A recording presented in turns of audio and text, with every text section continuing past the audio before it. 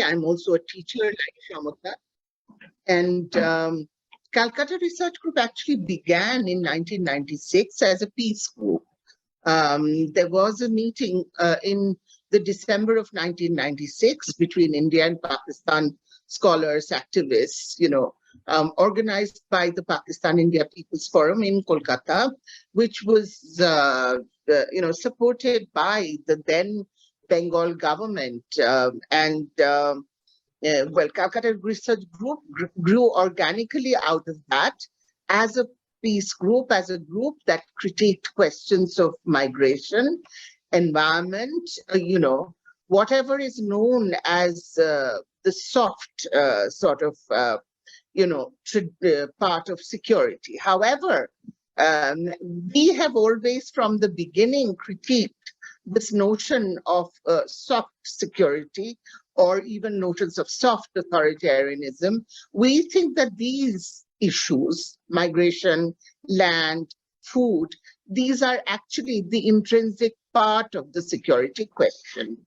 From the beginning, Calcutta Research Group had media programs, particularly because among our members, we have friends who are like Bharat Bhushan, who have been media personalities and sort of public intellectuals at the same time from a very long time. So Calcutta Research Group has always associated itself with programs on media, both critiquing the media as well as advancing a newer agenda for the media.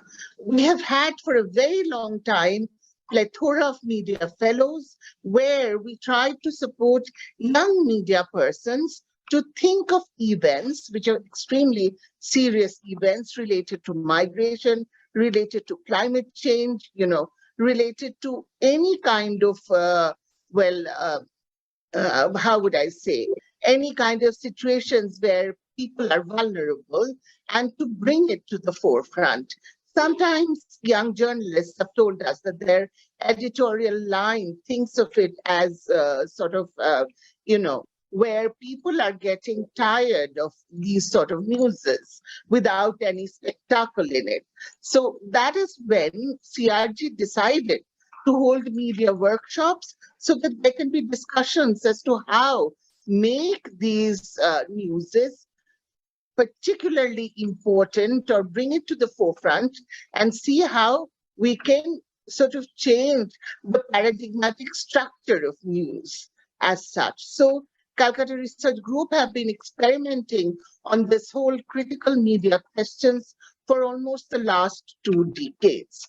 This particular program is in collaboration with Deutsche Welle, and one of the important aspects of Calcutta Research Group's any program is that we are not donor-driven, so we do not think that the donors influence our agenda. We look at them as partners. So the agenda organically grows out of our discussions with people who support us, who partner us, and we only partner organization where our politics match. So there is no question about being influenced by somebody else's agenda. This is intrinsically our agenda. With Deutsche Welle, we have found, a group which is very close to our heart, that wants to talk about the people, that wants to talk about migrant labor, that wants to talk about vulnerable groups that are affected by questions of flooding, of cyclone, of desertification, of everything that affects vulnerable communities in the context of South Asia. So that is why we are very grateful to Deutsche Welle that they have come on board, because we feel that this is a very critical time for South Asia in terms of climate change, in terms of environmental disasters. And with every disaster, we have seen that migrant labor becomes more vulnerable. Migrant labor, constantly international communities and organizations have been telling us that make migrant labor legitimate, give them documents. But actually, if you look at the state, there seems to be an inertia to push towards or make it easy for migrant labor to be documented. Because, if they remain undocumented, then their labor becomes cheap, their labor becomes ad hoc, and there is no responsibility towards this migrants. So in that sort of a situation, we critique that sort of a regime where migrant laborers find it very difficult to address, a situation where they can demand their rights, we can demand their, legitimate place in society and their ability to have a decent and a just life. Keeping that in mind, we have been organizing these programs in partnership, and I mean in partnership, not in a donor and, a donee relationship, but in partnership with Deutsche Welle, which is also interested in questions of human rights, questions of how media can push towards people's rights, especially rights of the migrants. So this is a program that has grown organically out of Calcutta Research Group's interest in peace, in justice, in questions of ethics, governance, and questions of gender. So out of this, we have been working for the last 2 or 3 years with DW, and this year again, this program with this platform is being, is starting anew. So we have great hopes for this platform, and I hope everything works out exactly as both of us have been looking forward to. With that, thank you very much, everybody. I think this will be a very interesting journey. Over to you, Shamata. Thank you, Poladi. We have with us both Andrea Marshall and Lina Eater from the Deutsche Welle Akademie, but I will request Andrea, who has indeed been the driving force behind this partnership, to say a few words of welcome, after which I will talk briefly about the SAN-CDM, and then it's over to Bharat and the panelists. Yeah, thank you very much, Shamata, and hello to everybody.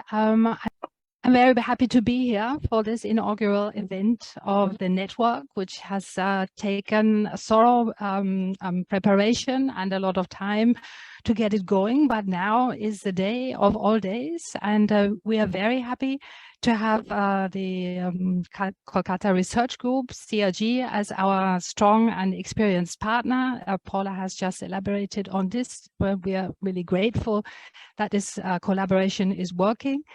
I would also like to thank Article 19 South Asia. I'm not sure if Farooq Faisal is here in this meeting now, but they were also involved in preparing for the network and giving their input, and that was also very valuable, and I'd like to express my gratitude for that. A few words from my side. I'd like to make clear, first of all, we are not a donor organization. We are not a donor. The donor of this project, and our donor in this particular case, is the government of Germany, the Department for Development Cooperation, Economics and Development Cooperation. That's the government department that provides the funding for our project. We are like a sort of mediator between the donor and the partner. And we definitely agree to what Paula said, that we are at eye level, we are partners, nobody is bossing anybody around, we collaborate and we ideally inspire each other. In this network, you are in the lead, CRG, this is very great. And like I said, a few words about our organization. As I said, we're not a donor. Deutsche Welle is Germany's international broadcaster, and DW Academy is our section. We work in the field of media and journalism development to promote freedom of expression and freedom of opinion and access to information. We do that in 50 countries around the world. In this particular program, we focus on South Asia, in the context of displacement and migration, because this is such a big factor in the area. That's why we have this focus. And we're coming originally from a project which is still running and have been running for nearly 5 years in Bangladesh, where we support Rohingya refugees and local people. So both communities to connect with each other, have dialogue, and speak for themselves.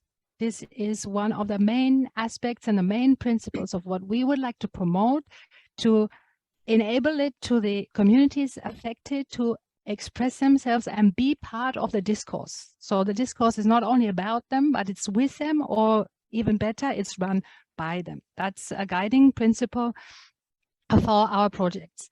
Apart from Rohingya, we have worked with Afghan refugees in Pakistan for some time, and we now also work with Afghans in Afghanistan, in Pakistan, in Iran, and Tajikistan, and organizations who had to leave the country. So we are sort of looking at it from a broad angle. And the aim for us of this network, these are my last sentences before I hand over. From our perspective, the aim of this network is to connect everyone who works in this field on an interdisciplinary level. So it should be the affected communities, or rather representatives of them, academics, journalists, civil society, politics, maybe not, that remains to be discussed, but people from various South Asian countries, there's 8, who come together and exchange the experience and build, so we can build on these experiences. We have seen best practices and can take them to the next level. That is, from our point of view, the aim of the network, and we are very happy to support this and see it, how do you say, blossom. The seeds are now planted, and we are happy to help water these seeds and turn it into a nice plant and blossoms. So much from my side for the time being. Back to Shamata. Thank you, Andrea. I will just take 2 minutes to talk a bit about what Andrea already introduced, that is the SAN-CDM. So this comes from a range of activities that the Calcutta Research Group has been doing, as Poladi said, for the last 20 years. In fact, we tracked the first media workshop that CRG organized to, I think, 2003 or 4. So, and right now, the media workshop that CRG does is an annual event. CRG now also offers media fellowships, and it has had this 2-decade-long engagement with migration and the media, apart from migration as it is known for, which is which also culminated this year in the hosting of a workshop in August in collaboration with the Commonwealth Journalist Forum's India chapter on climate change, migration, and reporting.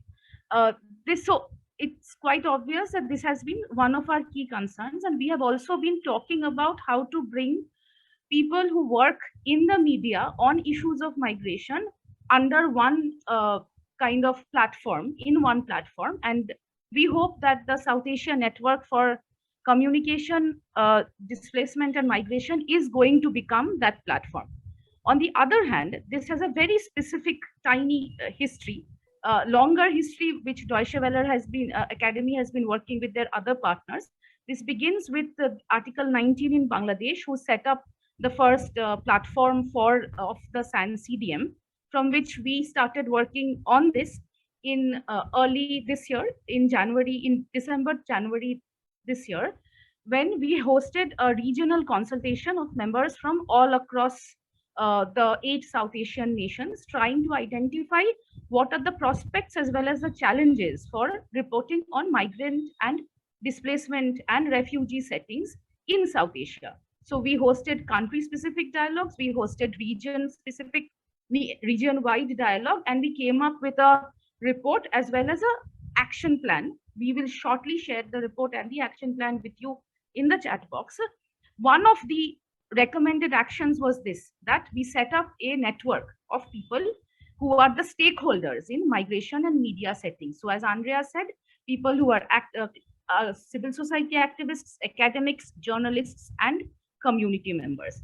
So with that purpose in mind, we have now put together the South Asia Network for Communication, Displacement and Migration. Many of you have already received invitations to be part of the network. We are going to have, for the rest of this year, we will have 2 more online events to consolidate the network and to set its agenda up more firmly.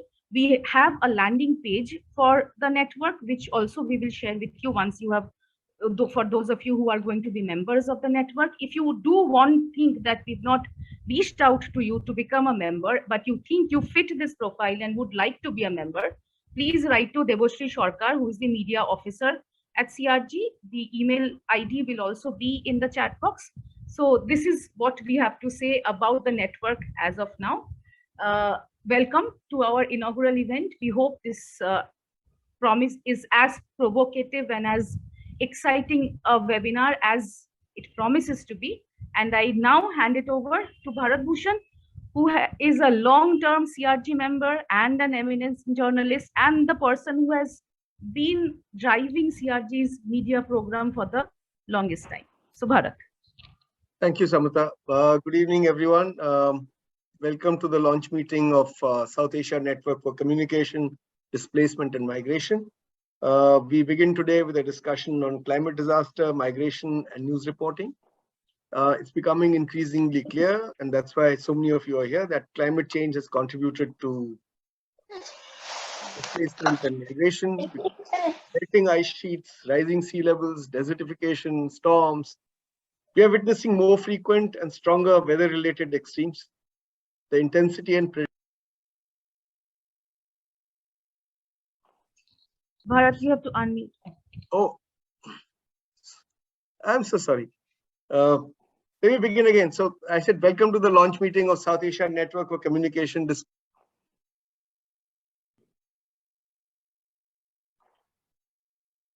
you were muted. Yeah, unmuted now. Okay, thank you. So welcome once again. We begin today with a discussion on climate disaster, migration, and news reporting. All of us recognize that climate change has contributed to more frequent and stronger weather-related extremes. The intensity and predictability of storms, floods, droughts, and wildfires has changed. These extreme weather events threaten people's lives, their physical and mental health. They increase their food insecurity. They increase their economic insecurity. They also result in some people leaving their homes to escape from such intense changes in their livelihood prospects. It's been estimated by the United Nations that natural disasters compel an average of 21.5 million people to leave home every year. Scientists predict that the migration caused by climate change will grow as the Earth gets hotter. According to IPCC, over the next 30 years, 143 million people are likely to be uprooted by rising seas, drought, soaring temperatures, and other climate-related catastrophes. As the note inviting you to this event pointed out, the recent devastating floods in Pakistan have once again brought the focus to the climate crisis in South Asia. It's not as if other climate disasters haven't happened earlier, they have, but the flood has been the most recent. And millions of people have been rendered homeless because of these floods. Climate crisis also forces us to recognize the connectedness of South Asian region. Our rivers are often transboundary rivers. The cyclones that affect Bangladesh also affect India, for example, and air pollution, as you know, knows no national boundaries. Therefore, climate disasters and those displaced by them cannot always remain confined to national boundaries. They do most of the time, but they cannot always remain confined to national boundaries. Climate change induced migration is peculiar, very difficult to define. We need to understand how climate propels people to migrate. How do we attempt to define climate migrants? Some are permanent, some are seasonal, some are temporary. Some migration is voluntary, and some is forced. We also need to understand what is the legal status of climate migrants and the social safety nets for them, both within their countries and when it becomes transboundary migration between countries. Now, some experts have argued that the mitigation of climate-induced migration is not on the agenda of South Asian nations. I'm not saying climate change is not, but climate-induced migration is not, and it falls between policy gaps. National policies do not make the crucial link between greater frequency of extreme weather events and migration. And if the governments don't make this link, then more often than not, the media also does not make the connection between climate change and displacement. That is why we will also discuss today how the mainstream media in South Asia reports on climate-induced migration. if the media does not see the causal link between climate change and migration, I think the reportage will be episodic. It will be about climate disasters, it will be human interest stories and the consequences of extreme weather events. But people will not be offered a structural understanding of the tragedies we are witnessing. They will not be able to understand that because it's a structural problem, these tragedies will be repeated over time as climate adaptation and mitigation often is unable to keep pace with climate change. Now, with this kind of an introduction, I would like to invite our experts. We have with us Ms. Meena Paudel, Program Officer, International Organization for Migration, Nepal, Ms. Nidhi Jamwal of Gaon Connection, India, Ms. Fatima Abidin Nazla, a journalist from Bangladesh, Mr. Nagaraj Adve, author of Global Warming in India, Science, Impact and Policies, an expert on climate change. I will call them in the order just mentioned. I would request each presentation to be about 10 minutes or so. And we've agreed that once the presentations are over, then we will have time for discussion. My other request to the speakers would be that please also suggest solutions, not solutions to climate change, but solution to increasing the understanding of the link between climate change, migration, and news. And how can you better inform people, the various stakeholders, whether they're newspaper readers or whether they are television viewers or whether there are other stakeholders about this linkage. So what are the solutions possible? We are not so much on climate change. Everybody knows climate change is happening, but it's the linkages that we need to elaborate on. With that, I now invite Ms. Meena Paudel from Nepal to speak. Thank you, Bharatji. And I'm using my mobile phone. I'm not sure how it works, but thank you, Bharatji and the CRG. After a long time reconnecting with CRG, it's great feeling. Paula and I were in the same event long back. It's nice to be back with the team. Minor correction, Bharatji, I left IOM and now I'm freelancer migration researcher. So let's not put IOM here because I'm speaking behalf of me, not the organization, and I don't represent them now. So thank you. And talking about climate change and migration, that as you mentioned, Bharatji, that this is not a new issue, but also this is not a priority issue for the policymaker in South Asia, particularly because priority issue in the sense of that I'm talking from the pragmatic perspective, because it is a political talk, but when it comes to the people on the move and when it comes to the migrant, particularly the informal sector, migrant pushed into informal sector, they are not properly taken care. From that perspective, I'm saying that this is not a real pragmatic priority issue for them. But climate change has become a major concern for international community recently for last few decades, both at policymakers and also the researchers like us and like a CRG and like many researchers, including investigative journalism. And before I move, I would like to welcome my best friend from Afghanistan. Dennis is also here.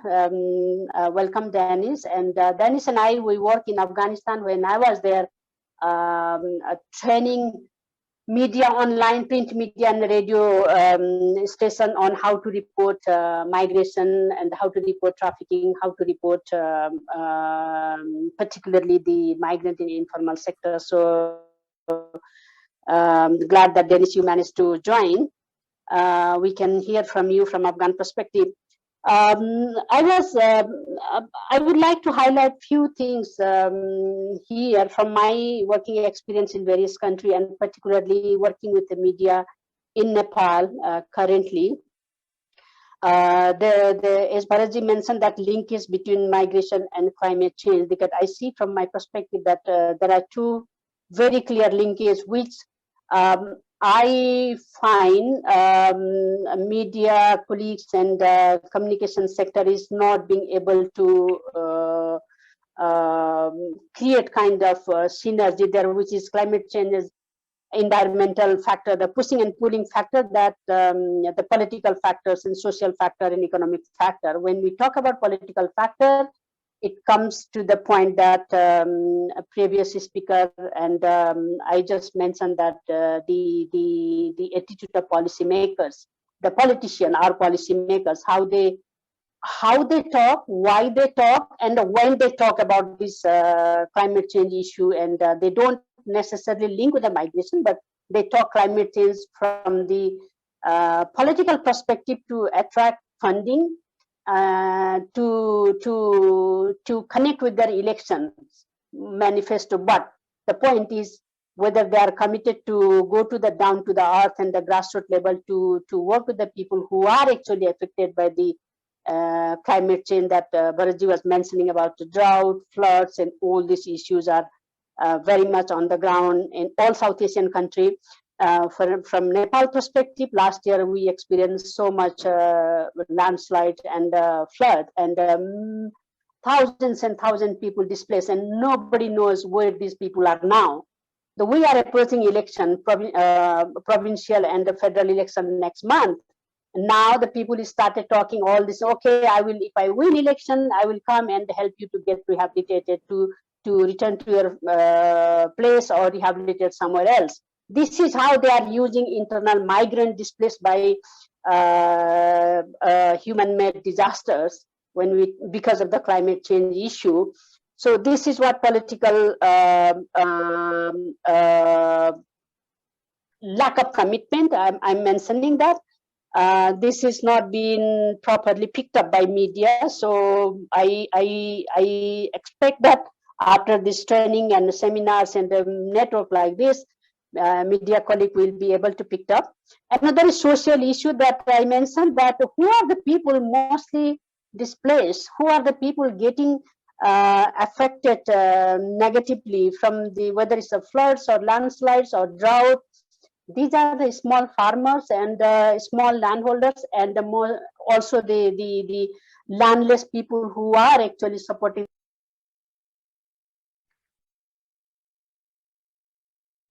I don't know why it is muted. Supporting their livelihood through daily wages, and they are nowhere. And when there is a flood, they are the people first hit. When there is landslide, they are the people first hit. And when there is a drought, they are the people go for hunger. So this is social factor. An economic factor that basically pushing people to move away from their origin, which is, after all these things, they look for options nearby market, provincial market, federal market, and across the border. So this is how gradually they are forced to leave their original place to look for livelihood options. These are I see that the political, social, economic factors we have to look at from the climate change and migration, how climate change and migration is linked, pushing this factor and forcing people to leave without their desire to migrate. That is one. Another is policy framework. I briefly mentioned that from the government side to address the environmental stress and that pushing people to move. This is just political agenda, at least in Nepali perspective. This is just political agenda to draw money, to get donor funding attracted, and get people's popular vote attracted. This is what is happening. And now issue comes to the point of vulnerability, that if we see from Bharatji briefly mentioned, and Paula also mentioned briefly about this vulnerability issue. Who are the people vulnerable, and how these people are getting vulnerable situations? Those are I see from my experiences that the structural issue. I'm not talking about the domestic structural issue only. I'm talking about the global structural issue, global power structural issue. That how global South is being seen, how global South is being treated, and how global South is being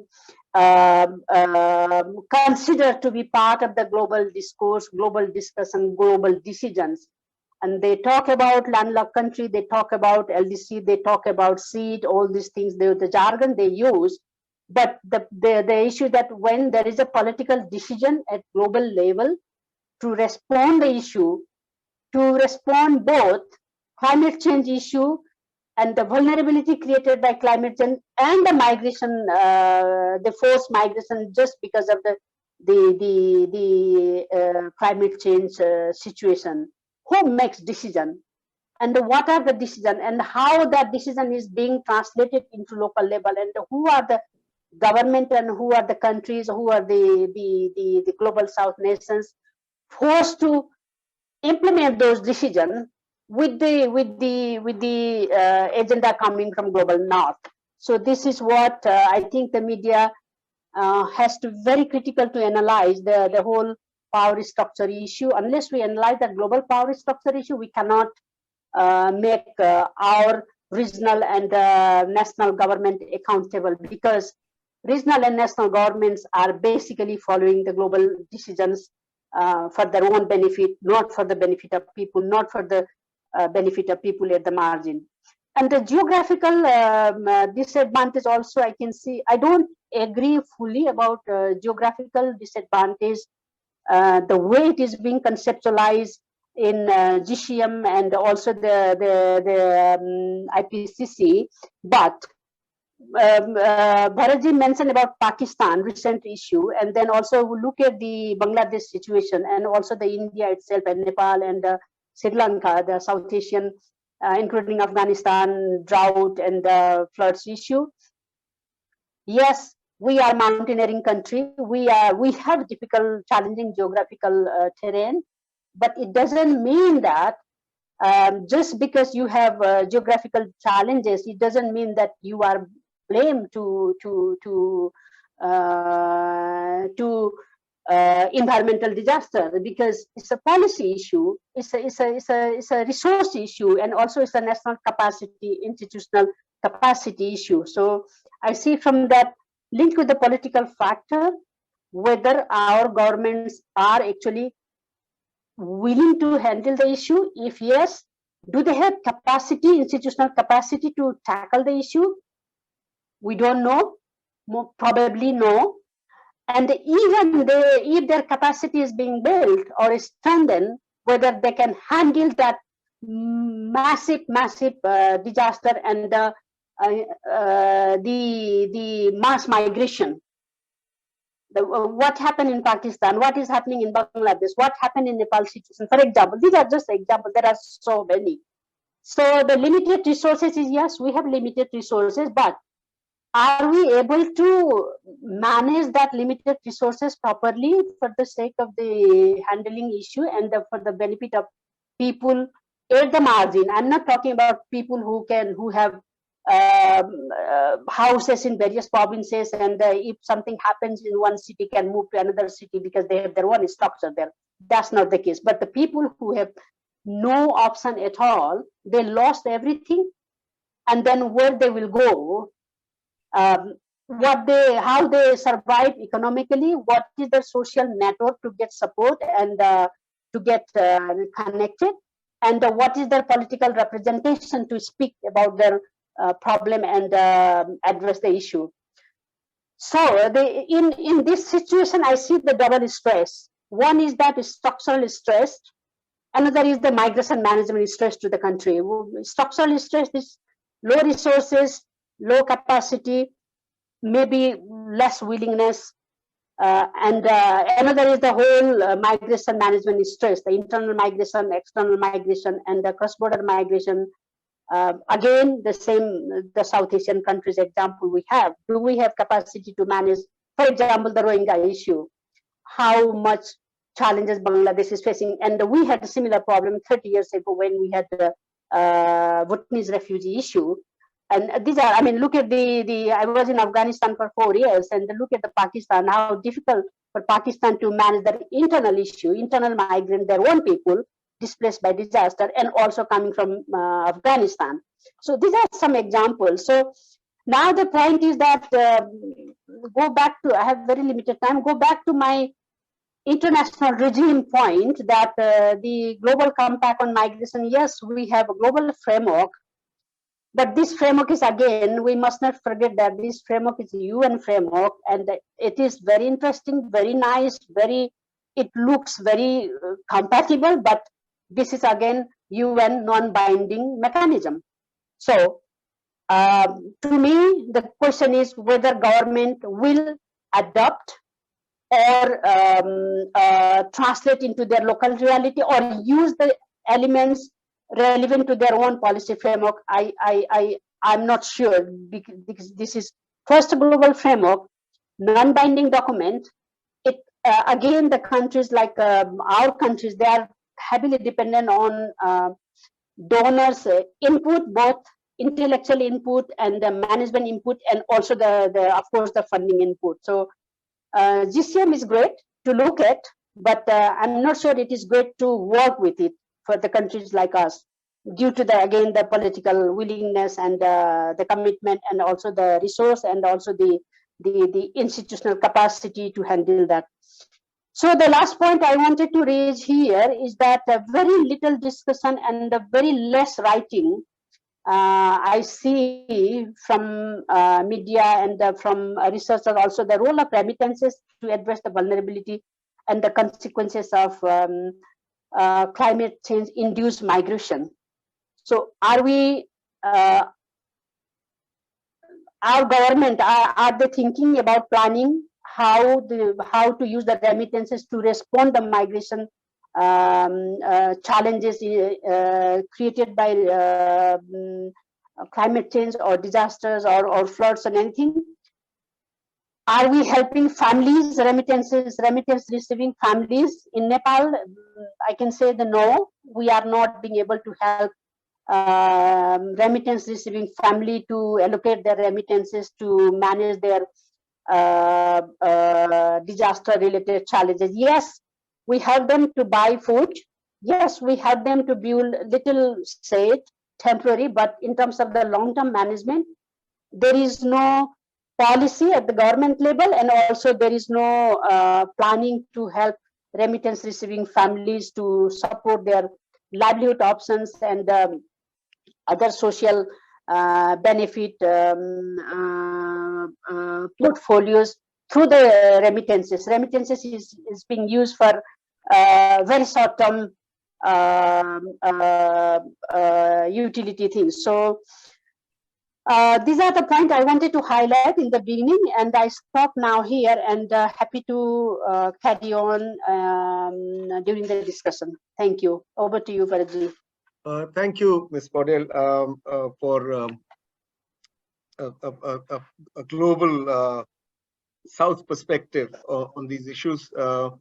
Although I wish you had said something about media reportage and why the media is unable to make the connection. But I suppose what you're saying is that even the government doesn't make the connection.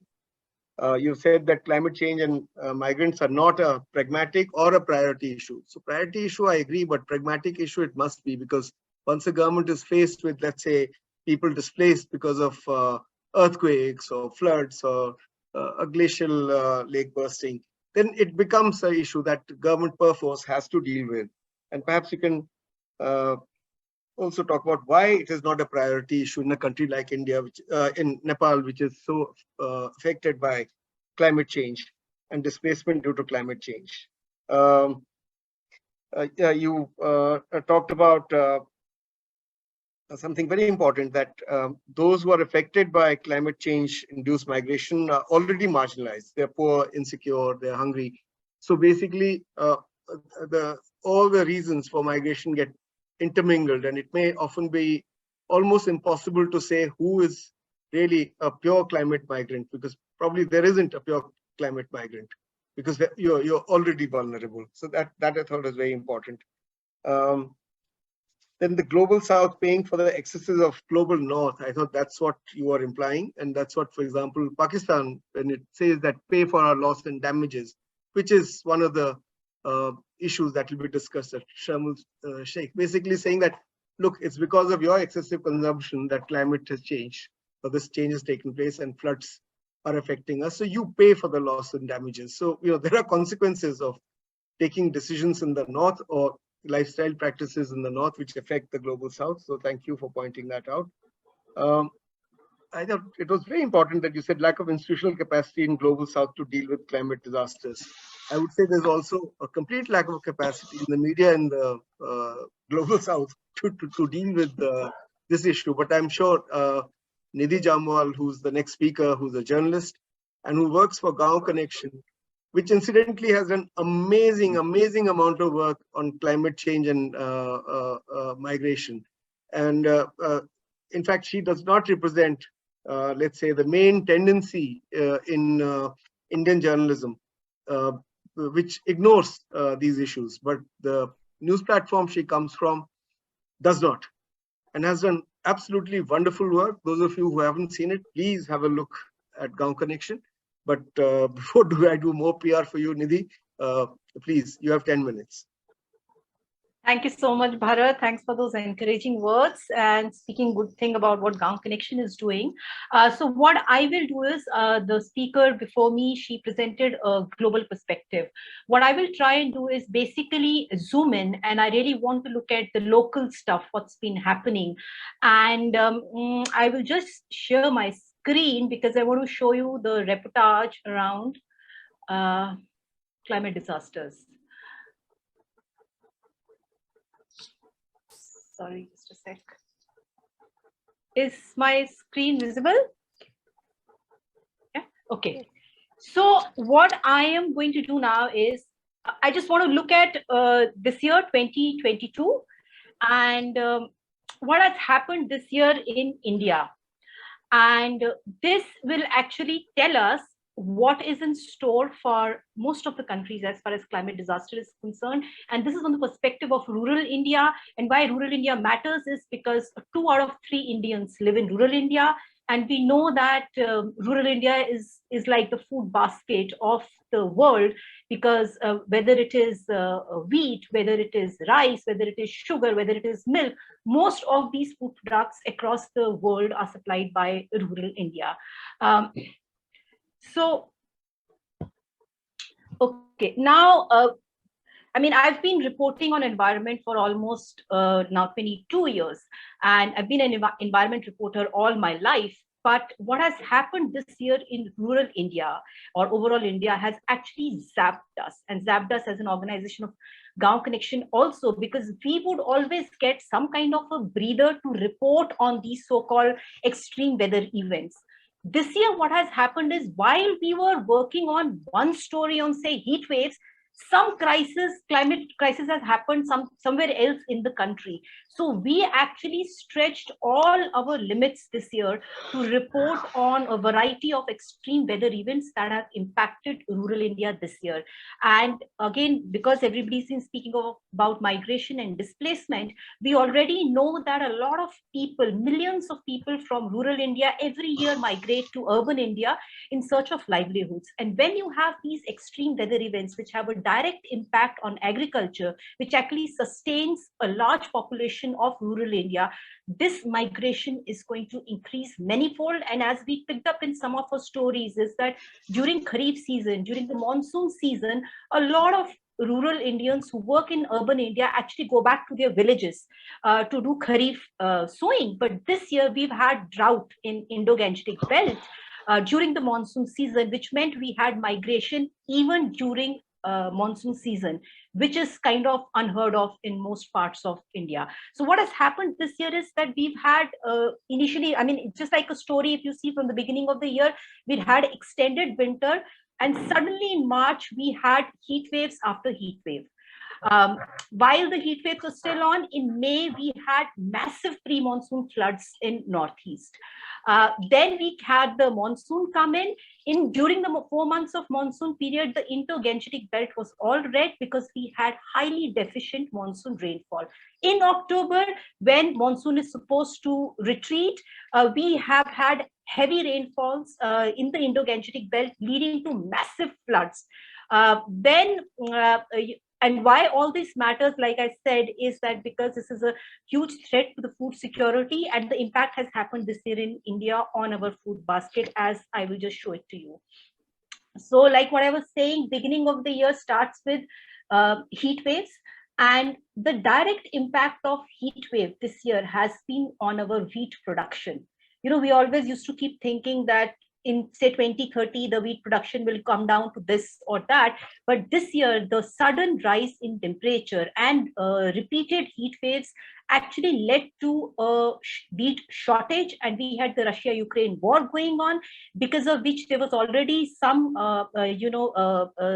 gaps in the supply of wheat. And when India's production fell, and we had been reporting it right from very early, saying that the way heat waves are rising, because we work in rural India, we work with the farmers had actually told us, because of the sudden rise in the temperature, the grain in wheat will not form, or even if it forms, it will not be of the right quality, and the productivity is going to fall.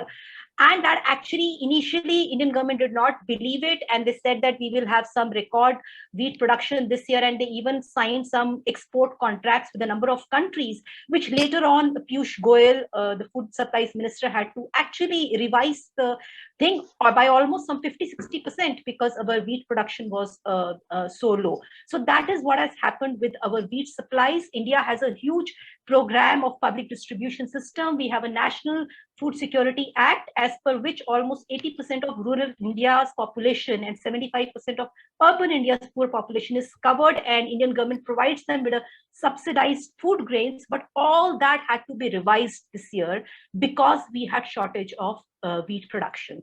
Now, how that has also heat wave has happened. No crop in India this year has been spared by heat waves. And we've actually documented each and every crop. It started with mango production. We had a drop in mango production. We had a drop in menthol production, peppermint. Uttar Pradesh is one of the biggest growers of peppermint. And now we've had a drop, almost 40% drop in menthol oil production in India this year, because of, again, directly linked to heat waves. And this is by, the horticulture scientists, not just farmers saying it. Now, if we go, sorry.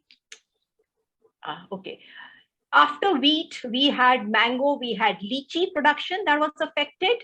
We had tomatoes, which the production of tomatoes was affected, because of which the price was became suddenly, it shot up. Now, India is also a major supplier. I think the world's largest dairy supplier is India. Now, this year, because of the heat waves, we had unprecedented fodder crisis. We've done reportage from Rajasthan, where farmers said that they were starving their cattle slowly because they had no fodder to feed, because there was a massive heat wave. Because of this, which there was a scarcity of water, and they just could not grow any fodder. So that had an impact on cattle and fodder, and on dairy business as well. We've had violent conflicts. In Uttar Pradesh, there were people who were shot dead because there were fights over who will use water to irrigate their crop because of deficient rainfall. At least 2 such killings were recorded only from Uttar Pradesh. This is again, now when we talk of, everybody's been talking of migration and displacement. We've have this report, we've actually done a ground report. We went and met a lot of rural Indians who said that how already all this is affecting millions of jobs in rural India. People are losing a lot of rural women. Almost 75% of rural women work as farm laborers. So when you do not have farming activities, these women have nothing to do. Men migrate to cities to work. Where will these women go? Like I already pointed out, menthol crop production. Now, as May comes in, we have had massive pre-monsoon floods in Assam. Assam was absolutely battered. At the same time, Bangladesh, we have somebody from Bangladesh, I'm sure they speak about it. Bangladesh also had terrible floods, and the floods came in waves. This is again, now while we have floods going on in Northeast, we have the major paddy belt of India, which is the Indo-Gangetic belt. Uttar Pradesh, Bihar, Jharkhand, drought. Bundelkhand, drought. This is, if you see, like, July, in June, monsoon arrives in India. Deficient rainfall hits banana crop in Uttar Pradesh. Now you have Bengal, which is the rice bowl of India. West Bengal till the end of September had deficient rainfall. So we had low paddy sowing in Bengal. And the same thing has also happened to Aman paddy in Bangladesh. In Jharkhand, migration. We met a lot of people from Jharkhand who said that in Kharif season, we've never migrated out of our villages to cities. But this year, because there is no rainfall, there is no kharif sowing, so we are forced to migrate to city even during the monsoon months. Kashmir apple crop hit because of low rainfall, drought conditions. Farmers started demanding by August, saying that please declare drought because we need some kind of relief. But Indian government never declared drought. Even now, Bihar is the only state which did that. So again, everybody's saying, incidentally, how media reports all this is because we are rural media, we are non-mainstream. We look at these issues, but Indian media reports on so-called climate disasters only when cities go underwater. In Bangalore, we had SUVs floating because 3 or 4 days, because of low pressure formation in Bay of Bengal, there were heavy rainfall in Bangalore, and you had these SUVs floating, which is why everybody started talking about, see how cities are getting flooded. But what happens to rural India? Nobody even bothered this year to talk about what's happening to Indo-Gangetic Belt farmers, where millions of our farmers grow food for the country, rather for the world. Again, Bangladesh, we had ground reports, what has happened in Bangladesh. This is the Pakistan flood. Again, we are having droughts, but Pakistan had this crazy thing. Now, after wheat production declined from July or so, Gaon Connection started reported saying that our paddy production will be affected if the Indo-Gangetic Belt does not get enough rainfall. And we actually kept reporting on this issue, and that's exactly what has happened. Our paddy production has also declined this year because of deficient rainfall in the Indo-Gangetic Belt, which means our wheat exports were banned. Indian government also then banned some parts of rice exports because they realized that paddy is also affected this year. So 2 main food grains of the country, which is wheat and rice, were affected this year. Now in October, all through the monsoon months, Indo-Gangetic Belt was red because of deficient rainfall. In October come heavy rainfall, and we have floods in Uttar Pradesh, where farmers actually killed each other to irrigate their crop, their paddy crop, through groundwater.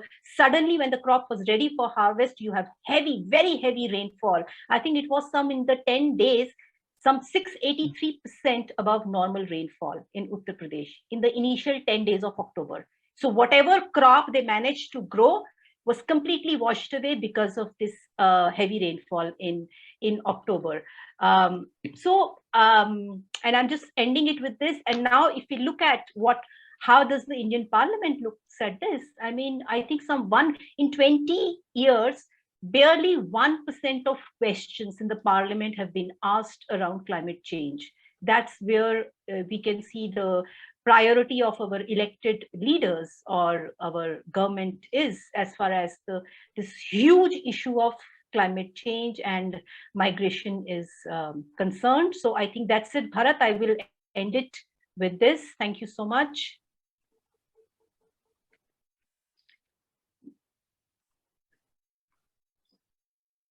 So thank you, Nidhi, for an absolutely brilliant presentation. We expected nothing less from you and from Gaon Connection.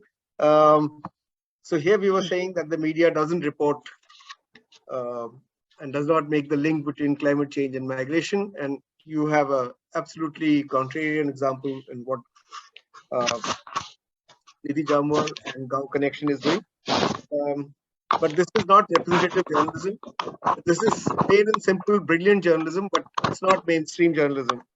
And Nidhi herself pointed out that mainstream journalism is concerned about more dramatic, more spectacular things, or what they think are spectacular, SUV floating because of excessive rain, rather than farmers dying because of climate change. I personally feel that in the media, there's not only lack of expertise, but lack of intention and lack of sensitivity to these issues. Gaon Connection, because it focuses on villages and it's run by a team of brilliant journalists under the brilliant leadership of their editor, is very different. But most of the media in India shows complete lack of concern. And that lack of concern, as Nidhi pointed out, has also been seen in Parliament, where less than 1% of the questions are on climate change. But this is the kind of granular work that we need to do if we want an informed debate on climate change, displacement, and migration. So thank you once again, Nidhi, for this. Now I will invite the next speaker, Fatima Abidin Nazla from Bangladesh. Fatima, I know that you've been concerned with climate change and migration. You were there at the last workshop in Calcutta as well and made a very good presentation there. So over to you.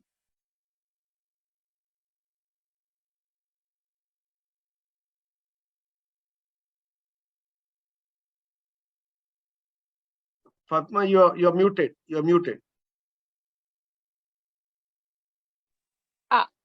Hello. It's okay now. We can hear you. Yeah, thank you. Thank you, Bharat. This is an honor for me to join here. Thank you, everyone, and have a wonderful evening. I want to share my screen. Already Debushree did it for me. Actually, I just want to explain in my total presentation that how we can use the news media and the reporting effective and more viable for migrated people. How we can, and I want to start talking about the Bangladesh. You know, Bangladesh is one of the most vulnerable country, and the expert always say that climate change has a deep effect of Bangladesh, has a deep effect on Bangladesh. Last year, UNICEF described that around 12 million children from most affected live in Bangladesh. Powerful river systems which flow through Bangladesh are regularly burst their banks. So 12 million children are affected here. And another group of climate experts also described that by 2050, 1 in every 7 people in Bangladesh will be displaced by climate change. The sea rise level will be increases, and may lose approximately 11 of its land by then. Up to 18 million people may migrate because sea level rise alone. So this would be happened in next 30 years. So this is very much alarming for Bangladesh.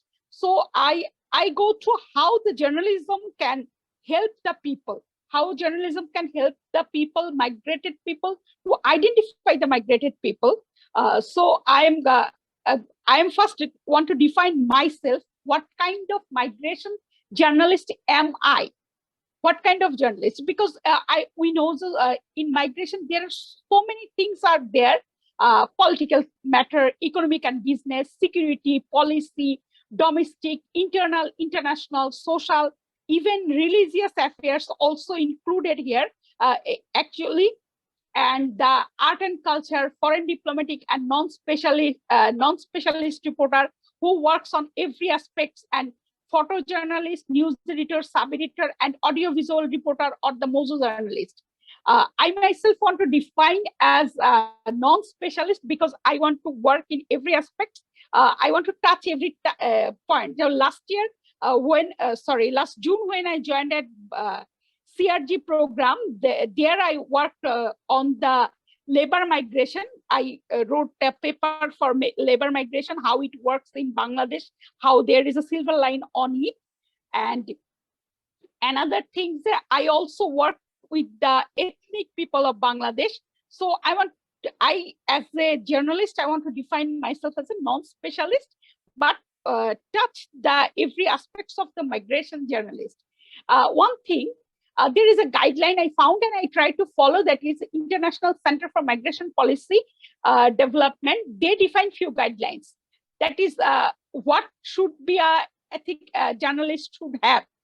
Ethical foundation, some defined terminology, humanitarian ground, finding migration consequences of the global and global politics, like when Rohingya came to us, came to Bangladesh territory, that we are in a global, we fall in a global problem, and the global politics included here. Then diversity of the sources, how we find out our news sources, that should be more diverseful. Then data analysis, data is one of the most important things, and investigation should be there in a report. Case study should be there, experts comment, and the strengthen the source and avoiding biasness. Those are the matter. Those things should be in the report. These guidelines I myself followed as a journalist to do any story on the migrated people. How I ethical foundation, how I followed that, how politics distorted the reporting ethics or the media coverage. You know, we have so many bindings in Asia, especially in South Asia, especially the self-censorship is the most important aspect which affect the journalist. So ethical things are distorted here. Then terminology, how I define migrate people, how I will indicate them. So in this case, define migration term, they are displaced at their own country, living border. Some people are ethnic people, they are very sensitive term, and I cannot misuse or abuse their story.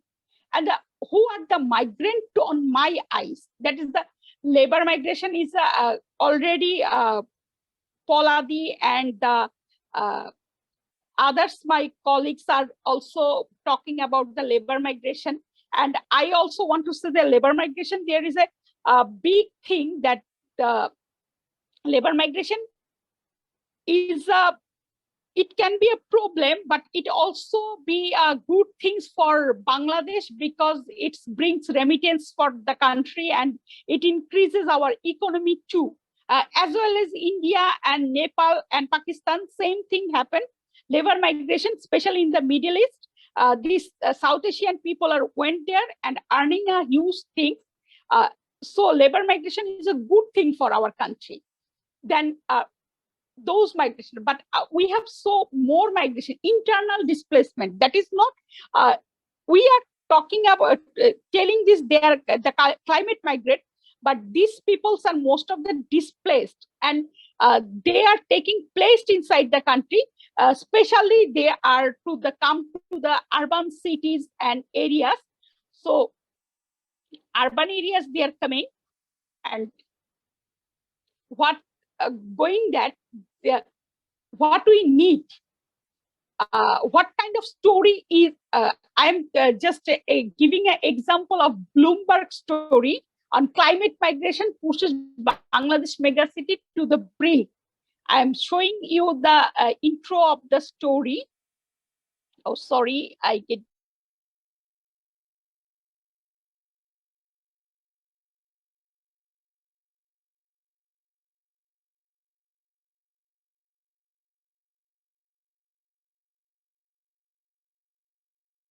Doesn't matter, Nazla. Just move on, please, because we are running out of time. Just move on. Don't worry about the introduction.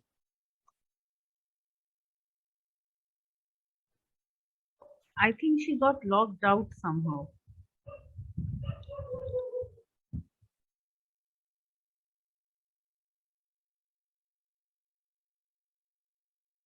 Right, she's back. I think it should be fine now. Hi, Nazla, can you hear us? Extremely sorry, my internet went, just fall down. Nazla, don't worry about the introduction. Please hurry up through your slides. Because, okay. Time then I want to say the climate migration pushes Bangladesh megacity to the brink is the reporting of a Chinese reporter. She said one thing, that what kind of news of her? This is a humanitarian case study. Data, she added data from various sources, experts' opinion present here, climate incident added, Bangladesh's position and condition explained on behalf of the global and international matter, and climate economy and developing study depicted here too. This is a good story, example of good story on climate reporting. Then come to the another thing, the story of a Deutsche Welle. It is about a flood. বন্যার কারণে বাংলাদেশে বাড়ছে জলবায়ু, that means increase of the climate refuges increases due to flood. This happens, and Deutsche Welle story told us the that is also a humanitarian ground story. So what new we can add? What new can I found another papers on the social networking and digital and mobile world in case of the environment related the migration in Bangladesh. This is a story. This is a paper, case study and investigative paper where people are going. These papers are done by. Sorry.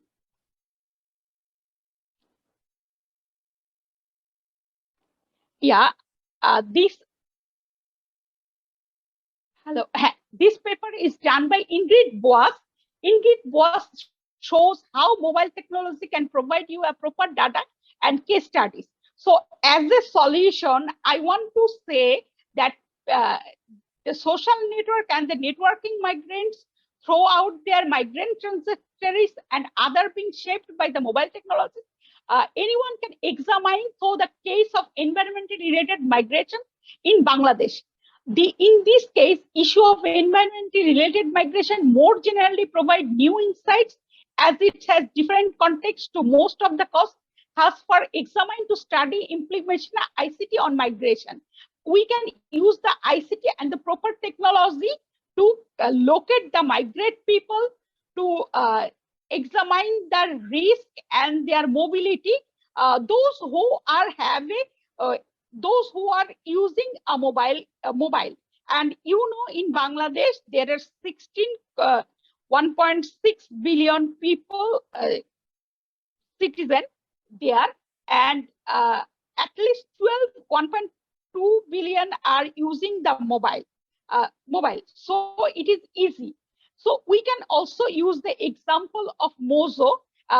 Recently happened one thing, that is Sitrang. Sitrang we faced just 48 hours ago, we faced the Sitrang's violence, and Sitrang is a great example for us. Like the Saint Martin, the remote place, our journalists can't go over there. No one can, but the local people sending the videos and the stories about Sitrang by using their mobile and mobile data. So technology can be a very good thing as a solution. Using technology as the next journalistic migration journalistic next view, we can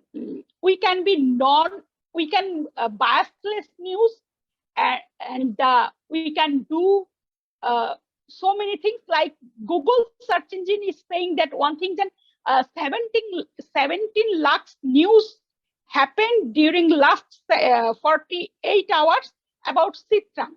So if we go through the technology, we can find out a new era on the journalism. Thank you to everyone. Thank you very much for that detailed presentation on enormity of climate change disaster that Bangladesh faces and the migration problem it will face in the next 30 years.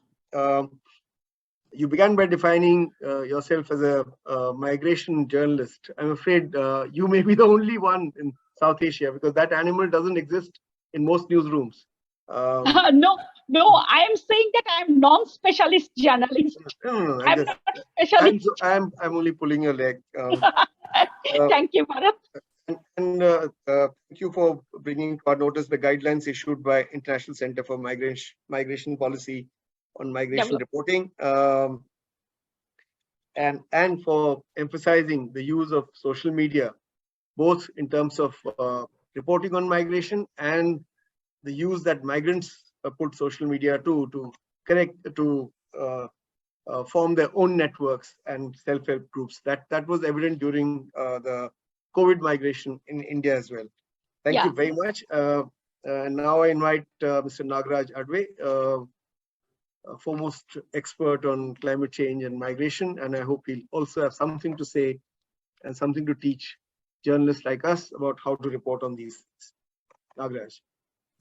Thank you, Bharat, for inviting me. I can't claim to be an expert at all on climate change and migration, but I've communicated about climate change. Am I audible, incidentally? Because I have asthma and a throat. Am I audible? Yes. Oh, right. Yes. Yeah. So the escalating climate crisis has sort of induced forced migration in India and the region in, I'd say, at least 4 ways and possibly more. One is wider droughts caused by warmer temperatures, drier soils, and a warmer Indian Ocean. The second could be more acute flooding of the kind we witnessed in Pakistan this year, which is again caused by warmer ocean waters and the capacity of warmer air to hold and then release more moisture. And there could be other factors, as in the case of in Pakistan, it includes the heat wave that preceded it. The third sort of factor would be erratic rainfall and consequent damage to agriculture. Just as Nidhi has already reported in great and vivid detail about the impacts we've seen just in this 1 year in India, where you could have a drought for much of the season and then heavy rain when it should not happen, as happened in Uttar Pradesh, a range of other places this year. And other than global warming, the changing rainfall patterns are influenced by other human factors like aerosol pollution, urbanization, the speed of irrigation, etc., which may all contribute.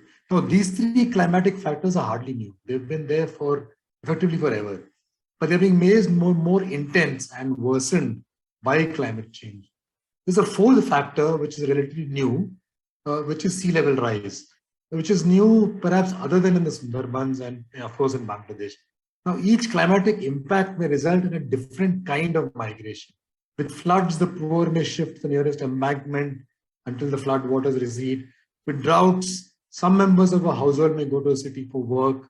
The impacts now for those who migrate due to sea level rise may be more severe than other causes, because in the case of sea level rise, lands get washed away, water sources go saline, one may lose one's house to the sea, etc. In a sense, affecting the very basis for existence to a far greater degree than these other factors. Now, in India, sea level rise has been sort of growing. It's now about 3.3 millimeters a year, though it's higher in the Sundarbans. And the migration from sea level rise is hardly bigger in India other than in the Sundarbans, but it will definitely accelerate. And it's expected to continue for the foreseeable future. And I'm talking about sea level rise also because as a group that's based in Kolkata, the Sundarbans being so far is something that you see geographically much closer than in other regions. And it's something that's going to accelerate. An average sea level rise, says the IPCC's latest report, will rise by 2-3 meters over the next 2,000 years, even if warming is limited to 1.5 degrees Celsius, and by 2 to 6 meters if it's limited to 2 degrees Celsius. My point here is that sea level rise as a factor in migration is something that's going to continue for the foreseeable future, in fact, for centuries. I should point out that if there are journalists in today's audience, other than those who have spoken, among the participants, that a warmer Indian Ocean is a factor not just in sea level rise, but a common factor underlying a number of the climatic changes taking place in India and in South Asia in general. And that's partly because, as we know, oceans take in a massive amount of the heat trapped by greenhouse gases. For want of time, I won't go into it any further. Now, while climatic changes are based on physics and science, the impacts and consequent migration obviously happen in a social context, as some of the other speakers have also very clearly brought out. But the deepening of capitalism in Indian agriculture has brought gains for some, but amplified risk for all. And what climate change does is that it intensifies that risk. So a household tries to cushion that risk by having one or more members migrate to diversify income sources, particularly when farming may not be viable. But then agriculture itself is changing in myriad ways. For instance, the mechanization of agriculture may be changing the demand for agricultural labor. Secondly, to state the obvious, the structural inequalities such as caste, size of land holding, etc., and gender, which have a direct bearing on who is forced to migrate. And oftentimes I read reporting about climate impacts, not in websites like Gao Connection or other very informed writing, but elsewhere, very often in the reporting, certain key social indicators are missing. Like how much land do they own, which social group do they belong to, etc., which I think is a very intrinsic part of good reporting and serious reporting. When making the voices of displaced persons heard, I feel it's particularly important to have a gendered perspective, and partly because women do all the work within the home and also outside. And as a recent attribution study of this year's floods in Pakistan has said, women in Pakistan are more vulnerable during floods due to their lack of mobility. on fact-finding trips that I've made to central India, to Gujarat and other places to explore the impacts of climate change, whether it's a situation of droughts, whether it's erratic rainfall. In every case, I found that women and poor women in particular, in different ways, are impacted by the climate change and other sort of impacts in that region. So whether it is access to water, whether it is agricultural labor, as a previous speaker pointed out, in different ways, it's the women who are getting impacted. And the question of women and migration in India has been complicated by the fact that 49 million women have had to withdraw from the labor market in India in recent years. So when thinking about migration, it may be that the males in the household are migrating and the women are left behind, having to fend for themselves and run households in even more adverse conditions. Now, in making these voices heard on the mainstream media, as Bharat had requested us to sort of talk about briefly, I'll just say briefly that your report of May 2022 already had a number of relevant suggestions.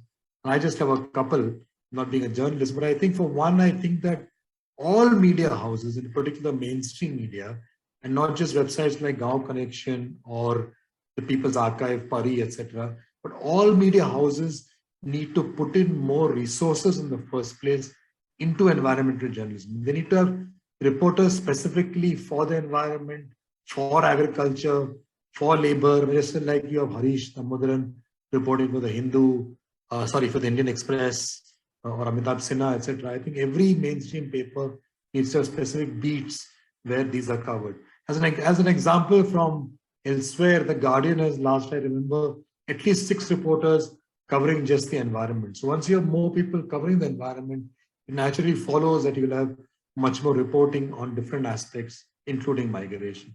2, in addition to amplifying the reporting, one needs to do it with a pro-people perspective and with rigor. This requires engagement with and training of all journalists at all levels. As journalism students in their courses itself, when they're much younger, as junior reporters and writers on different aspects of the issue, not just migration, but also various aspects of climate change, and also not just of junior writing reporters, but also of senior journalists and editors. I know some senior journalists and editors who really have no clue about climate change.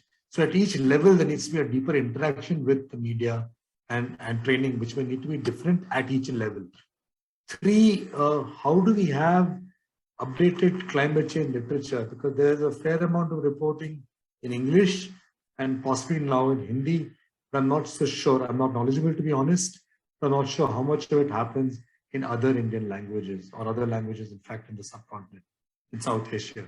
So there needs to be, I think, updated climate change literature that's available in different languages. So for instance, if there's an IPCC report, you need to have the summary for policymakers being translated into Hindi, into Marathi, into Gujarati, Odia, etc.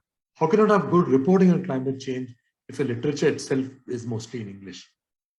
See, looking into the future, I'll briefly end with that. There are 2 potential areas from where serious migration will happen in India in the future, and it may help both journalists and readers to start working on it now to have a better understanding when it does unfold. One is, as I had mentioned, sea level rise and migration from our coasts, and that's something that's going to unfold. I've often said that the kind of sea level rise that we currently see in the Sundarbans will occur all along our 7,000 kilometer coastline tomorrow. And that's simply to do with the physics and science of climate change, because it's going to amplify all along India's coast, but you can also see it happening slowly more and more in Karnataka, in Orissa, etc. It's going to happen all over. That's something that I think for which more reporting is necessary. The second is migration due to energy transition as regions move away from coal. It hasn't begun yet seriously, but coal-based occupations are a dominant part of the economy in at least 40 districts in India. And it's not just coal workers and miners, but a range of related occupations such as truck drivers, restaurant workers, chai stalls, etc., working people whose lives will be affected. And will there be alternative jobs available in those regions, or will they be forced to migrate? Most likely both. Finally, given that migration as a consequence of climate change intensify and continue, there is a relevance for far-thinking state policy. And to cope with distress migration, we need an expansion of the NREGA, not just in rural areas, but also in cities.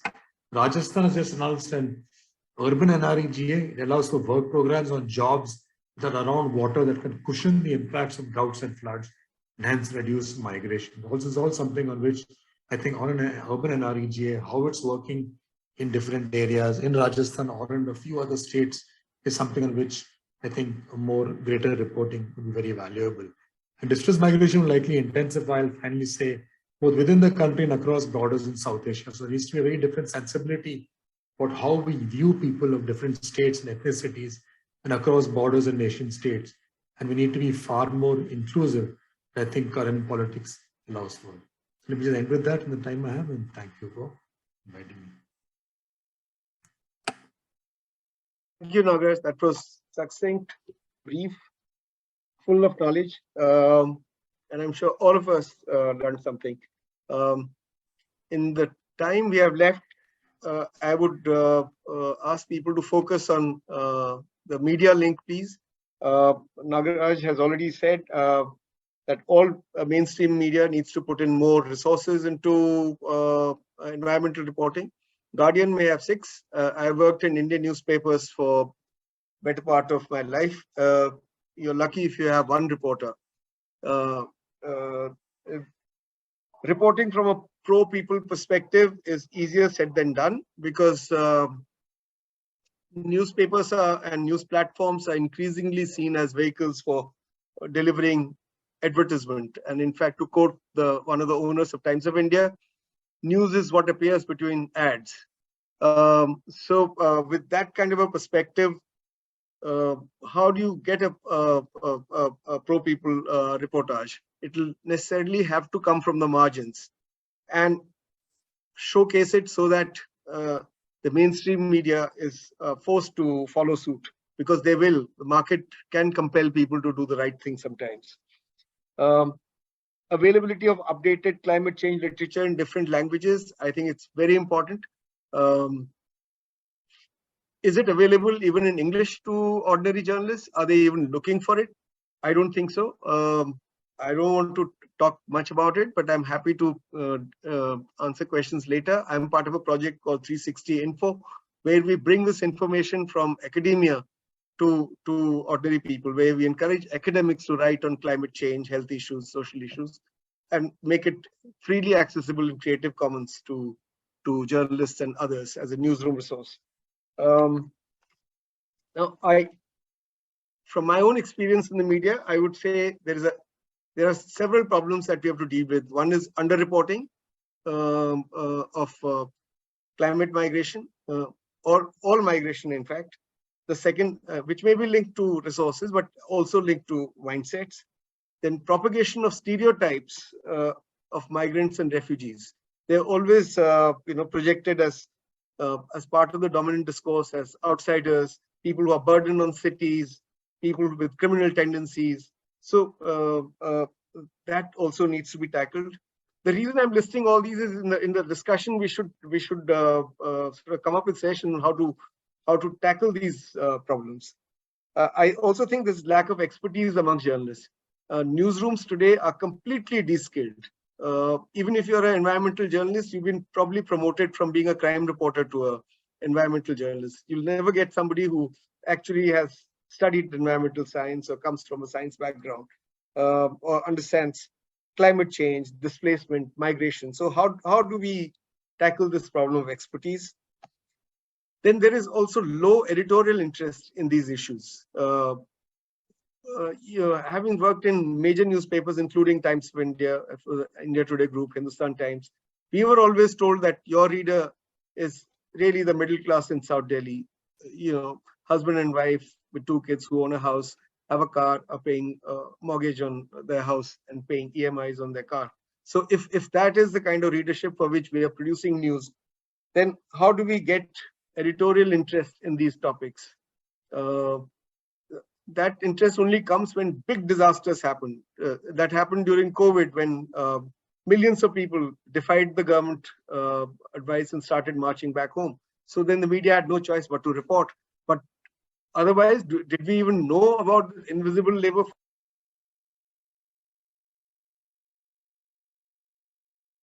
You got muted. You got muted. So how do we tackle this lack of interest? And and if we can generate this interest, then how do we generate further interest in national and international legislations on providing social security, providing health facilities, providing services at the destination point of these migrants? So climate change we know about, migration we know takes place because of it, but I would be grateful if all your questions and your comments now would be about how to create these links, how to solve these big problems of underreporting, under-resourcing, lack of interest, lack of expertise, etc. So the floor is now open, and I think you can put your questions in the chat box.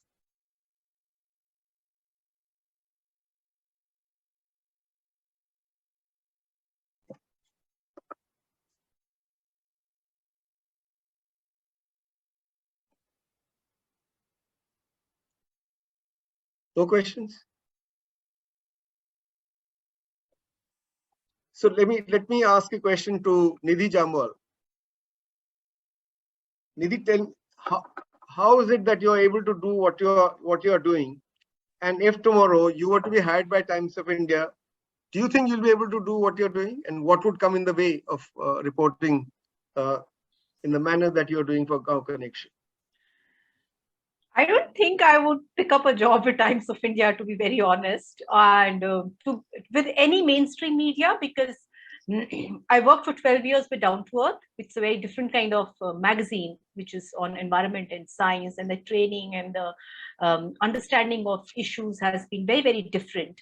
And also, I think the reason is with a lot of mainstream newspapers is you want a story told in 300, 400 words. And, you know, these stories, whether it is of climate disasters or migration, these are not tiny stories that can be told in 400 words. Mein likh ke aap South Delhi ke, you just inform them. So I do not think I will pick up a job like that. And also the reason is because I'm a field reporter. I've always reported from the field all my life, which is why I'm with a platform like Gaon Connection, which actually documents the stories from the field. We don't work over phone calls, or we don't sit in the headquarters and speak to people over the phone and report stories. One or two things, Bharat, which I want to point out, which you... Before you go further, Yeah. that was a rhetorical question I asked you. I mean, I don't think you would join Times of India ever. But my follow-up question was that we are planning to create this network. Would that help? Suppose, in that network, there was a Times of India reporter, Indian Express reporter, and you were there. Do you think that there would be some reverse osmosis that they would learn something from... Absolutely. I think we need to do that. See, Okay. all medias have their own power. So the power which Times of India has, or Express has, or in other media houses have, I think it is very, very important, and we need to involve them. So Gaon Connection has its own way of functioning. We are a rural media platform. That's what we do. But there is no reason that we should not be, training or working with so-called mainstream journalists. I think it's absolutely a must. It's a must. Good. Go on. What else were you saying? So one or two points, like you said about environment journalists, I believe that there was a time we could have these silos, that this person is an environment journalist. This person will report on, say, agriculture. This person will report on this ministry. The important thing now is that all the beats of journalism are now getting affected by this whole climate change thing. So climate change is an overarching thing, like what has happened to India this year as far as our food grain is concerned. Now, food supplies have been affected worldwide, including our exports. So a reporter who reports on even our import-export policies need to understand climate change. You cannot be, what is the reason that from July, Gaon Connection could say that our paddy supply is going to get affected? And why could the main so-called agriculture reporters or people who report on PDS could not pick that is because we have that kind of understanding of the issue, that how it all gets linked up. So it's important for all the beat reporters who are reporting on these different things need to understand the issue of climate change. Let's not limit it only to environment journalists, is something I really want to stress upon. Very good. Nasreen, you've got your hand raised. You're muted, Nasreen. Yeah. Sorry, I thought I'll just kickstart the conversation because nobody was taking the aspect of asking question. Just to continue the conversation, I really appreciate the fact that all the speakers and panelists actually brought in very innovative aspect of reportage in a very different way. So it's not a question, but more like an observation. So the elephant in the room is basically that we don't talk about climate change. At least it seems to me that is not the mainstream subject.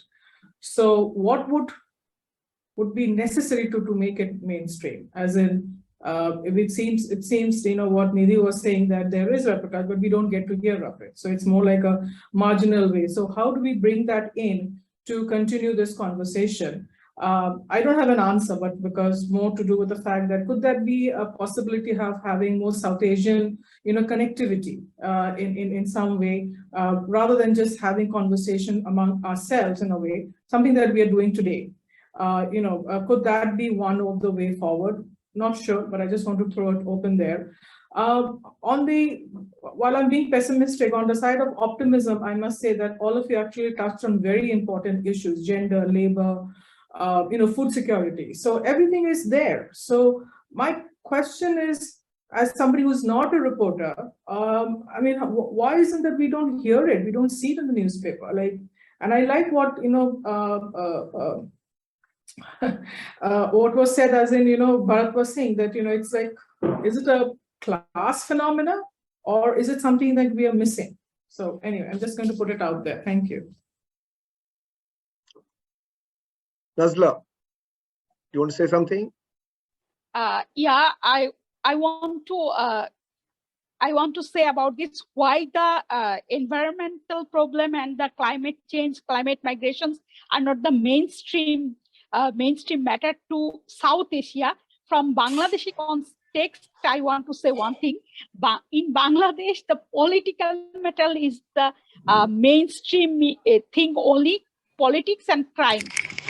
They never think about the environment and other things. Reports are going on. So many reportings happen, just like in the Sitrang.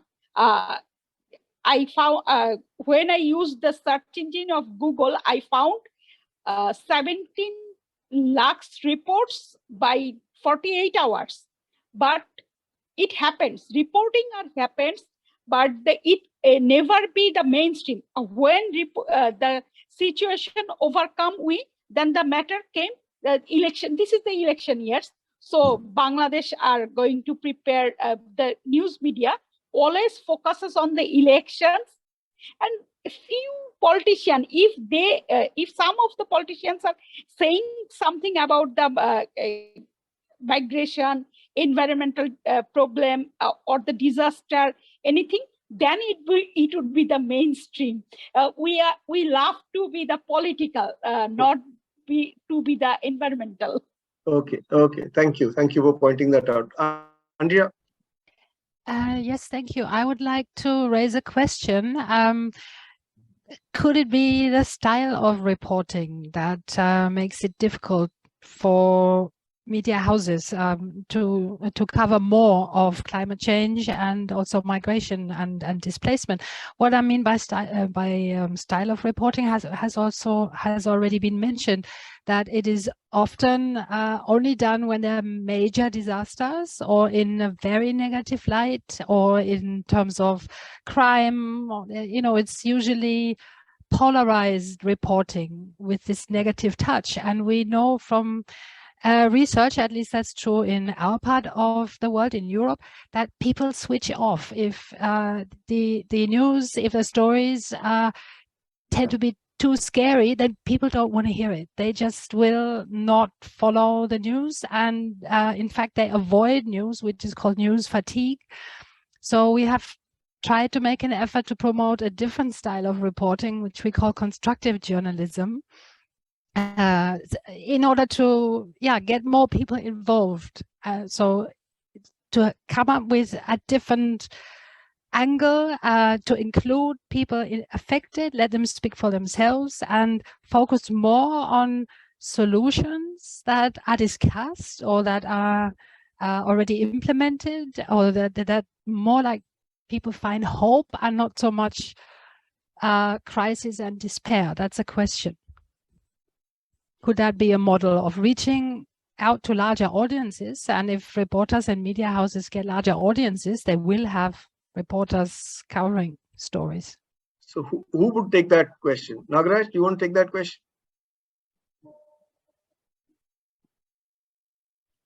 Yeah, I mean, I only have a couple of observations in parallel, which is that in conversations I've had over the years, particularly with college students and younger people when I go and give talks, is I've been hearing more and more in recent times, like Andrea said, there's a shift, right? It's happened very quickly, of a greater anxiety about climate change. It's something that seems to have developed in the last 3 or 4 years very suddenly.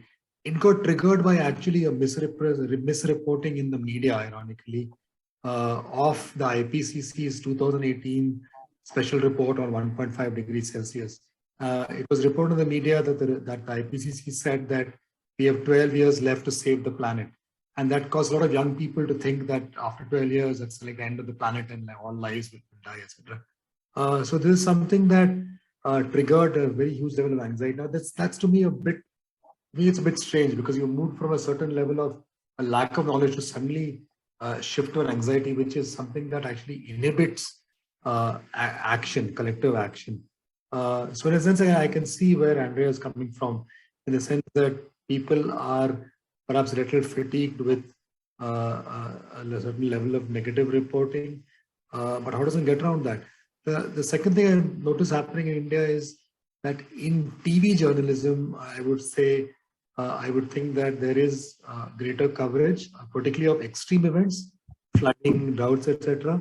And there is an assumption that every single such event is caused by climate change, because now you've got flooding events, other climate change events in your drawing room, so to say, because of the television. How would one get around this feeling of negativity? I think good reporting gets around that. I mean, reporting from Gao Connection, from Pari and others, some writing, I think gets around by locating an issue within a structural social context, which they do very well. The other part is that there's a lot of reporting on the energy transition. Every newspaper, in fact, including the mainstream press, you look at all the business press. That's partly because business has got into solar, business has got into wind. Adani is one of the biggest owners of solar in India. So a lot of the business press is also now reporting a lot of what can be seen as alternatives and seen as the way forward in terms of the reporting on different aspects of the energy transition. What is missing in that reporting, I think, there's a lot of reporting on the technical aspects, on the constraints. Every day I see it in the business press, on the challenges that business faces in the transition. What I don't see, however, is how the workers in these sectors will get affected, because they will get affected. Workers in the coal mines, workers in the coal power plants, workers in the transport sector. I just met a trade unionist last week who was saying that just in his union, 50,000 workers, and he's not one of the largest unions, 50,000 workers will get affected because of the transition to electric. I think that's the kind of reporting that I think would be quite valuable going forward. Sudarshana.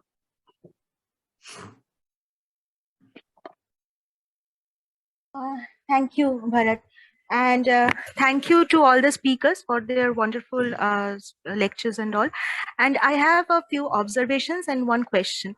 One is, I think I agree with Bharat and Nidhi that this is highly underreported. But I think the reason is being there is a lack of expertise on reporting on environment, on climate change, migration, these issues, and also who are reporting on them, they are considered as some kind of niche reporting, because people think that this is some kind of reporting where which is not much which will not suit the mainstream reporting structure, and this is something very niche. And so when the mainstream media is reporting, they need some kind of spectacle to be happened, like a flood or anything big event, and they continue to report on what's happening at that point of time only, and they're not interested in connecting the dots and how it is part of a bigger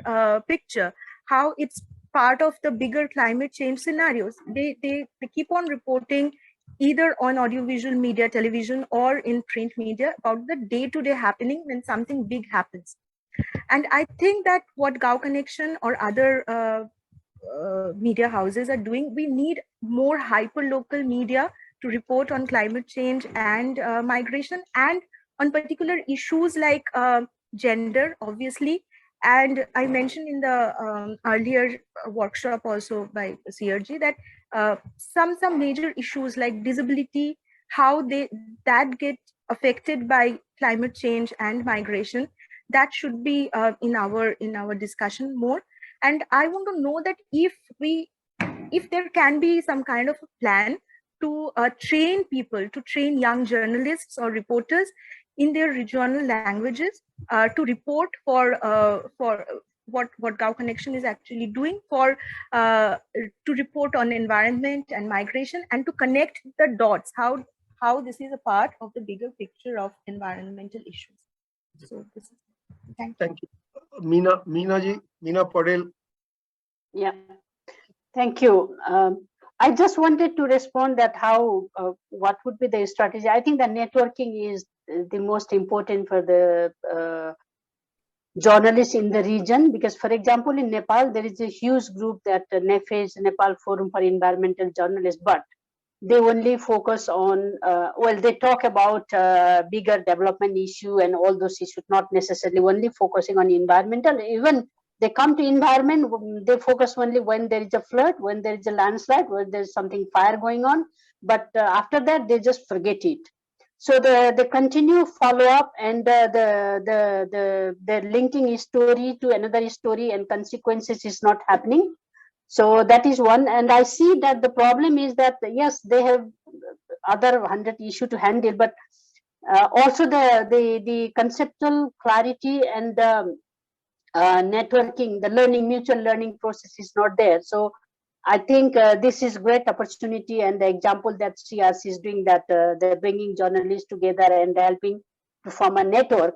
And I don't see any journalists from Nepal participating in this network, and if there are any, and there are another gap I see, that there are journalists, mainstream media journalists specialized on migration writing. They go to Dubai, they go to Gulf, they go everywhere and follow the migration flow and write both success and negative narratives.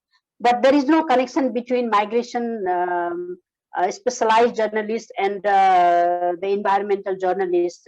So I think the link has to be established. To me, I don't know how, but one option I can see the networking. I think this is something that CRG already started. It has to be strengthened, and maybe we can make it much more broader network at the regional level, and bring journalists serious journalists from all over the region, and then put together. I think that's where I see. And also the whole issue around the continuation of the story, because they write one story, private media, they are all sponsored by corporate houses, and the corporate houses, the corporate bosses, they are not interested at all. But how we are going to bring network the grassroots journalists who are working at the ground, and they want to continue a story, they want to write, they want to go to the field, but they don't know how to do that. And also the resource issues there. The most important issue is that the mutual support mechanism, the knowledge, and also the strategy. I think the networking is something that we can think of. Thank you. Thank you very much, Meenaji. Khushal Asifi.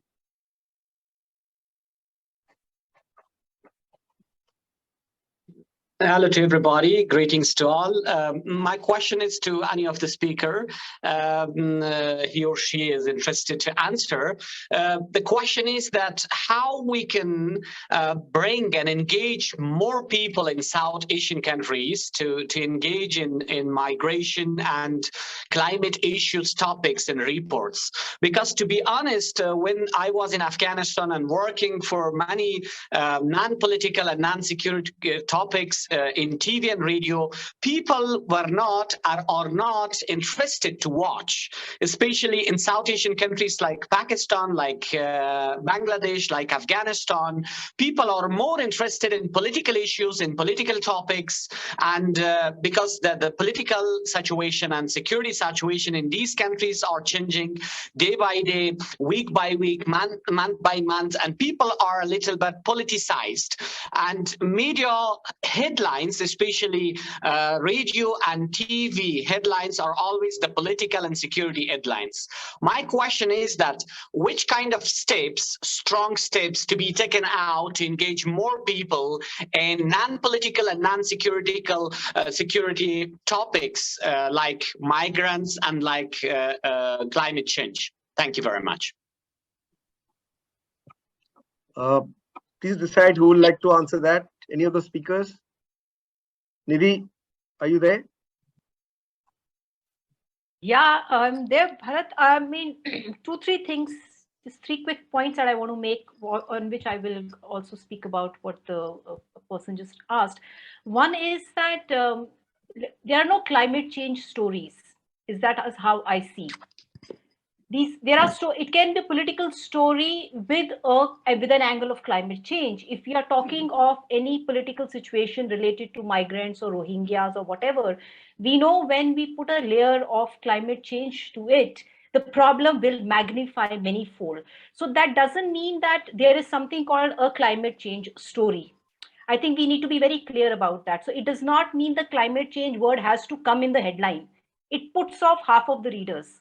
If you see a lot of ground connection stories, we do not say climate change, climate disaster, climate catastrophe in our headlines or even in our strap lines.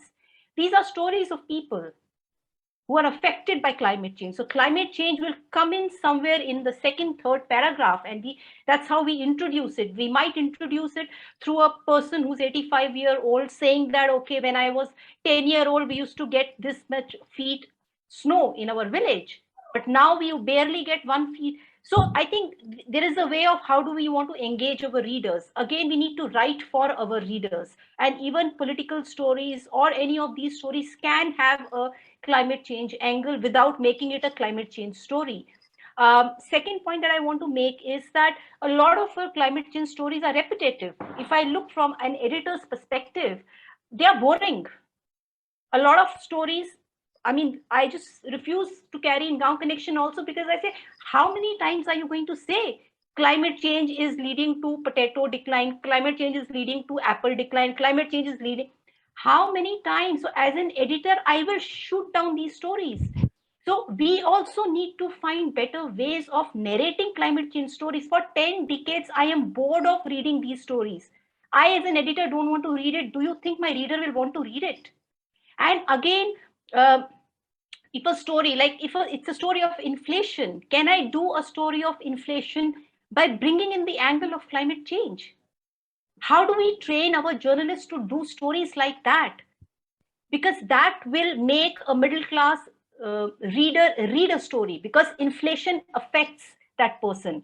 Rather than saying one farmer in Uttar Pradesh lost 10% of his paddy crop, doesn't matter to a person who's living in South Extension in Delhi. So I think that's how we need to train our journalists.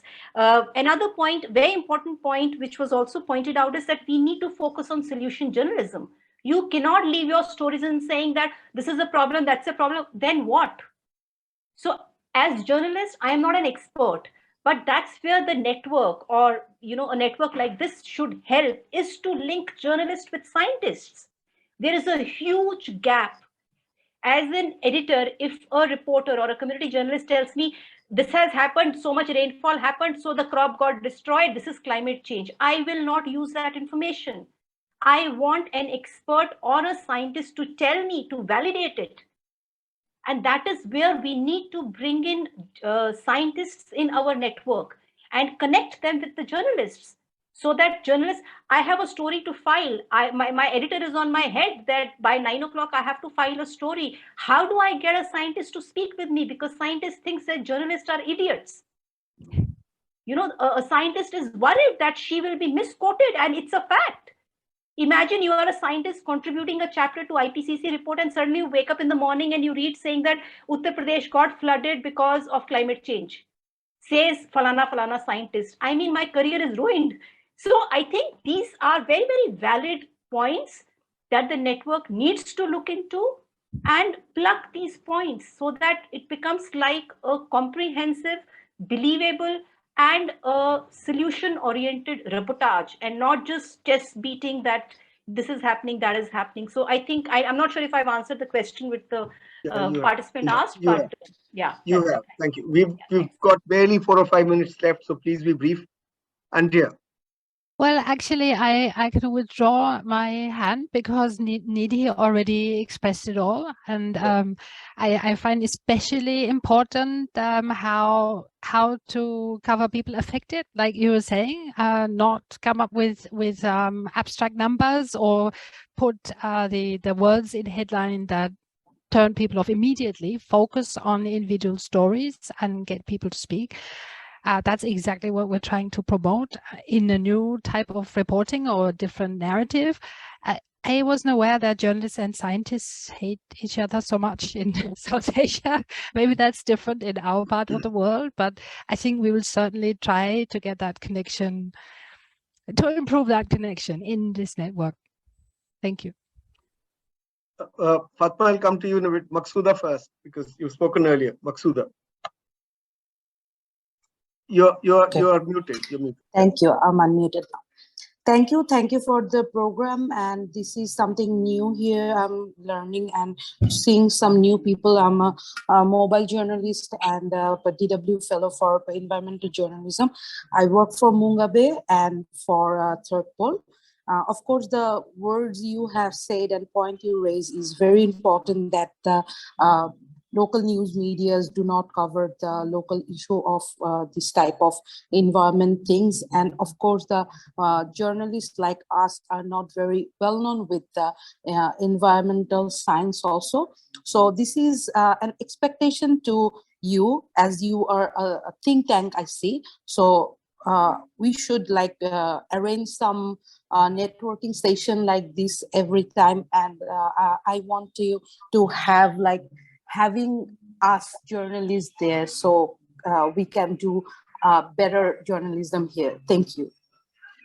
Fatma. Yeah.